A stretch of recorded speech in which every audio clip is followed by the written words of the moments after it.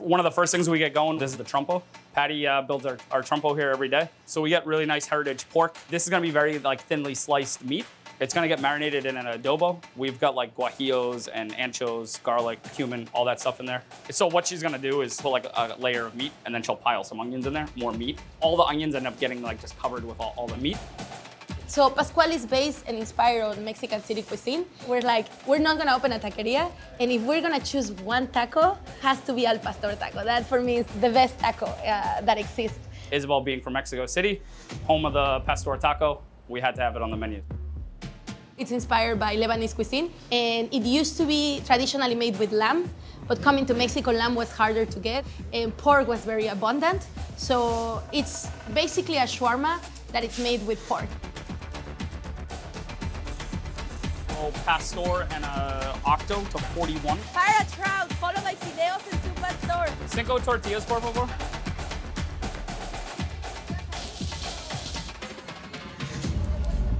We're gonna wrap this up, let it marinate for a couple hours, and then we'll set it up on the hearth around 1:30.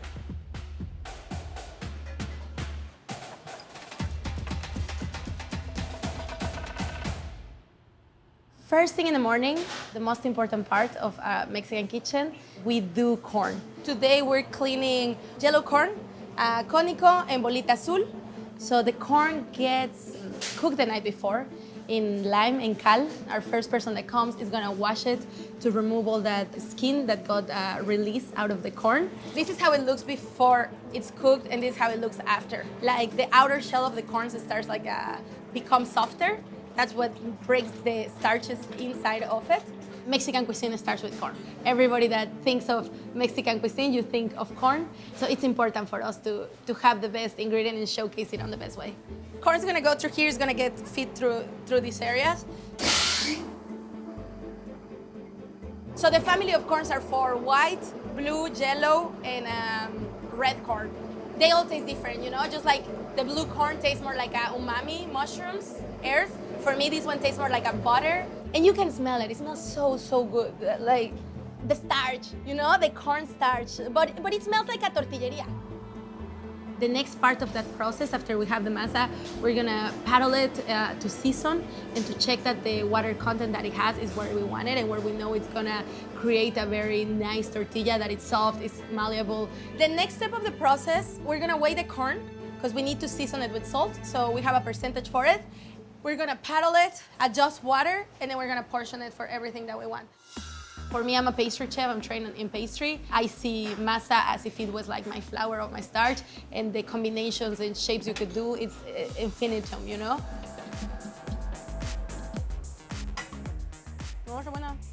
The next step is gonna get portioned. Maria's gonna start portioning the corn. It all has different weights. This one's gonna get divided mostly for tetelas, tortillas. The blue is gonna be for tlayudas, tortillas, and flautas. We just got our delivery from Regalis, so they delivered to us overnight from New York. So we get golden chickens. They're from Pennsylvania. We're gonna get the process going. We'll pass these off to Chef Brandon. He's gonna break them down, get them in brine, and then get them on marinade so they're ready to go for tonight. I'm removing the head and the backbone so I can split the chicken in half. So once these are split, they're going to go into brine that's made with oranges, árbol chile, and some garlic, and they'll stay in brine for 4 hours. After being brined, we put them on a tray to allow the skins to dry so that the marinade can stick better. What we really like about them is you can kind of see all this beautiful fat that's in here. Whereas most chickens in stores, everyone wants no fat.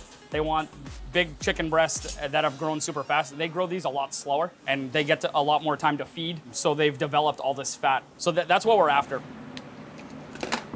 We probably sell 10 to 14 half chickens a day. So a case of chickens lasts us about 2 days.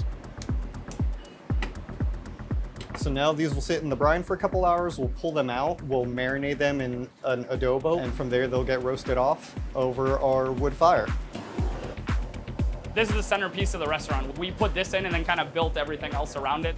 I think when we were looking for spaces, that was one of our #1 things is how can we do something with live fire. We've been to Oaxaca, and I think that was kind of, for me, was like one of the first times that I was like, oh, this is like really special. You walk into the market and there's just people cooking with like charcoal, and they're making clayutas and grilling meats and stuff like that. We have the maguey here, the leaf that we're gonna roast pretty hard, and this is what we're gonna wrap the lamb necks in after we grill them off. Traditionally in Hidalgo, when they're making barbacoa, it's like a pit. You build a bed of agave, and then you put your meat. We're in Capitol Hill. There's no way they're gonna let us dig a hole in it, but we can get the closest to it. We're gonna roast this, so again, to like kind of build another layer of flavor that's in the dish. That water that's inside, we really wanna cook that out. This is a very important step to make sure that it's roasted correctly before we wrap it, because we don't wanna put in all this work into the lamb that takes us 3 days to get on a plate, and all it takes is not roasting this correctly, and it ruins the dish. So now we're gonna set up our lamb barbacoa here. So we get the neck. These are coming from Pennsylvania. We do about 150 pounds of this a week. And so what Brandon's setting up here right now is the brine for the lamb. We brine this for 24 to 36 hours. It's very straightforward, salt, sugar, some aromatics. So this is the lamb neck that has already been brined. So now we're going to take it and rub it in our adobo, ready it for the grill. So we have 2 different dried chiles in here, guajillo and pasilla oaxaqueña. There is some cumin, garlic, avocado leaf, some apple cider vinegar, and then that's all blended together with the water that we soak the chilies in. So we go through a couple 100 pounds pretty easily in a week. Each of these lamb necks runs about 2 pounds. So it's a good amount of meat once it's been cooked off. Very tender, very flavorful. For me in particular, I think of after church tacos with my grandpa growing up. We have our lamb necks that have come out of brine. They've been on brine for about 30 hours. And then we're gonna really start to get some char and smoke on these before we braise them. So kind of rendering some of the fat, getting that nice smoke on here before these go in the oven to finish.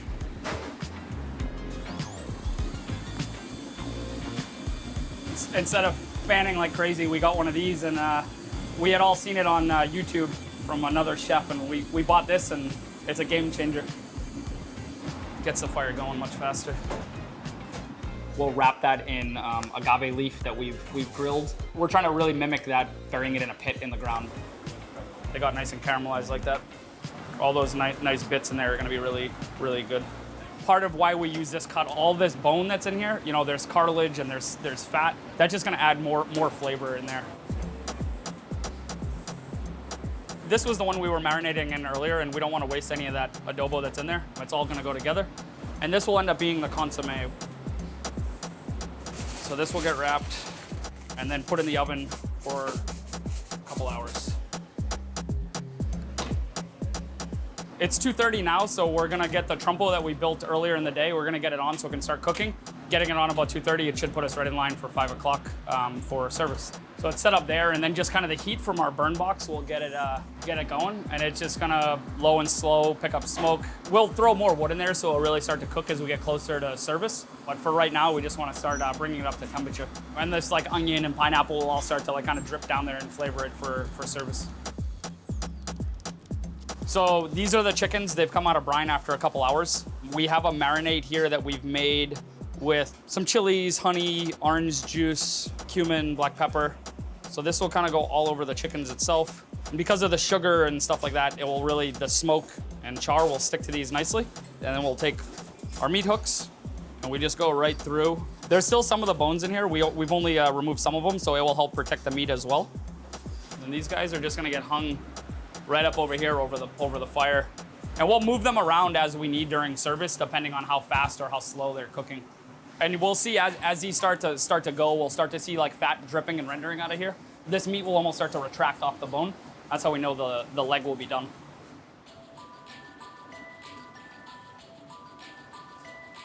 Another one of the desserts that we did from the beginning, buñuelos. I'm obsessed with buñuelos. What we're doing today is buñuelo de viento.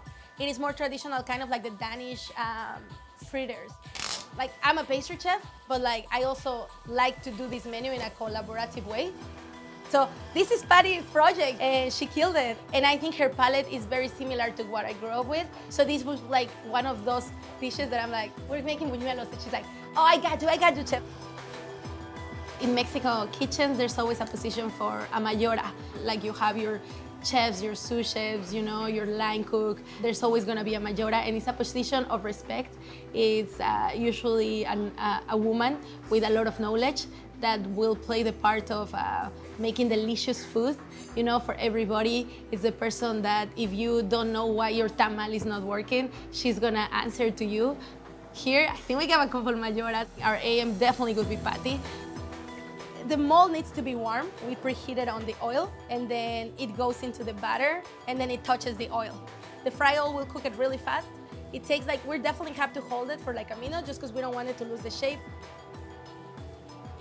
So this is where the mold goes, creating kind of like a tart shell. You see it in fine dining restaurants, they do it for those little tartlets. It's the same technique, you know, we just do it on a bigger scale. And this is not the biggest mold I've had. I have a bigger mold than this, but they prohibited me from using it just because, you know, we didn't have a plate that could host that big of a buñuelo. And in the next stop for this, we're gonna make a chocolate sauce. We're gonna make it a ganache, but instead of using milk or cream, we're using water. We're making a tea with Mexican cinnamon, some star anise, some piloncillos, some brown sugar. That's gonna take a little longer. So I'm just gonna get the tea melted over here. And then for chocolate, we have two types of chocolate. We have dark chocolate, like a 65% like Valrhona brand. And we also mix it with Mexican chocolate. This is a very bitter chocolate. It smells incredible. This is come from Chiapas. So I'm just gonna wait for my tea to get warm, get flavor, and then I'm gonna strain it and put it on top of the chocolate. And that's gonna be my chocolate sauce for service tonight. The last part of the buñuelo, it gets tossed into a cinnamon and sugar mixture. We want the sugar to definitely add some color from the cinnamon.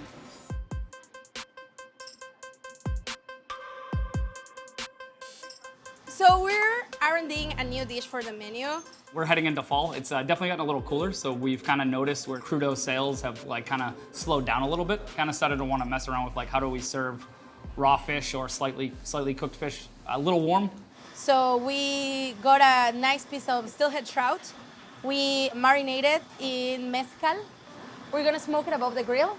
We're just basically gonna drop it up here and let it pick up some of that smoke for an hour or so. Not to cook it, just to hopefully get some of that flavor on there, to keep with the thought of everything's been touching the grill. So we're making a mojo de ajo.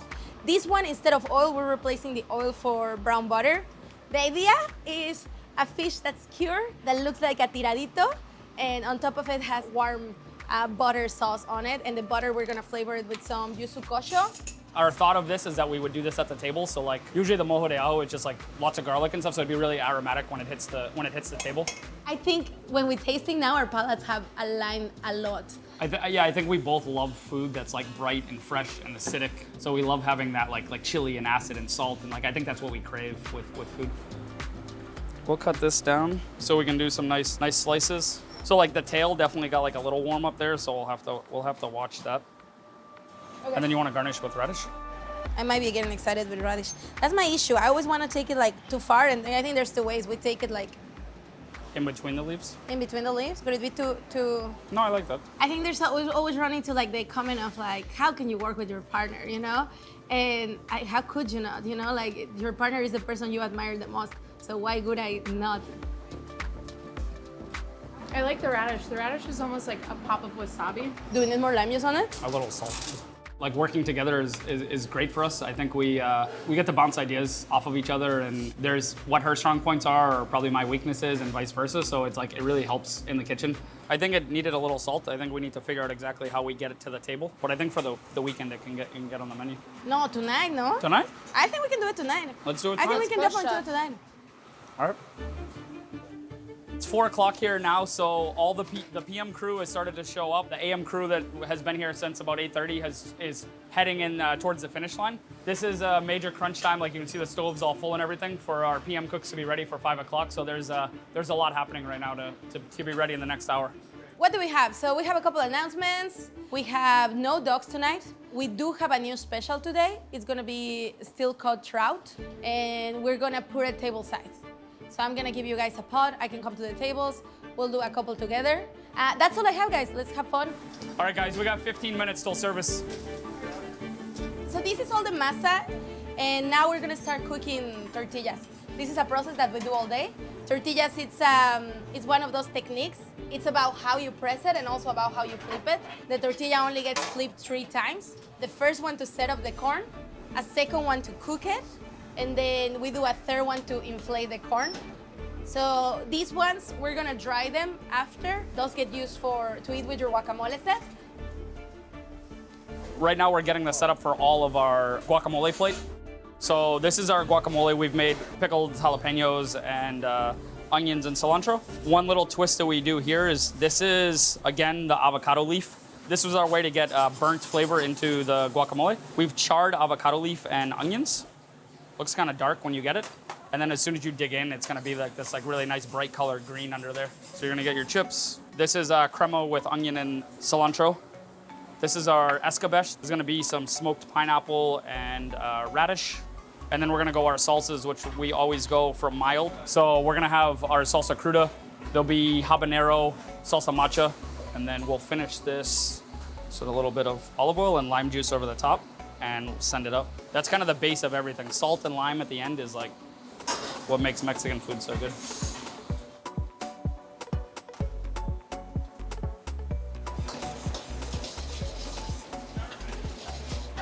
Mexico City is usually salsa morita.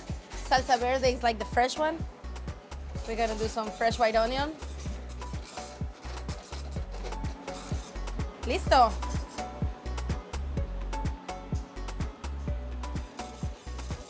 Jafar, your head's up on a lamb, a side of rice, and a chicken.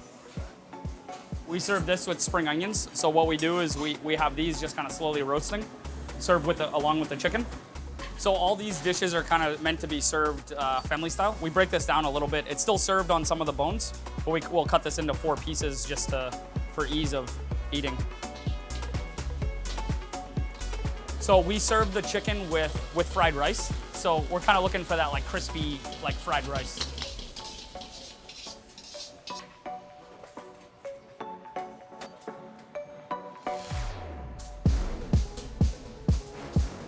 Fire aguachile, chayote, followed by hamachi tartar, followed by a chicken 3rd course, please. Fire and octo, fire and aguachile. 2nd course, hamachi. 3rd course, eggplant and a tartar. Hands, please. Let's start table 32. That's a barbacoa and a side of rice, please.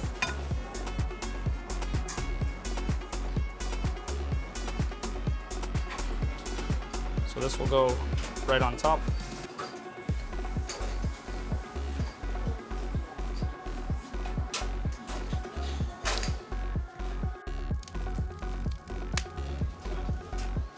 You owe me, chef, 1 aguachile, 1 fig, 1 tartar. We're on the middle of service. We're having a great time. The energy is like really good. I think the kitchen's killing it and everything's going according to plan. We're gonna have a really good service today. Thank you, aguachile, chayote. Para Pascual guac, I'll take 6 tostadas, please. We wanted to do Mexican food and represent it correctly in DC and showcase like how diverse it is and how much more we can do with it. So it was really about like, let's do all the techniques and the flavors that we love and showcase it to people and show them, you know, it doesn't have to just be a taqueria. So that's kind of what Pascual is.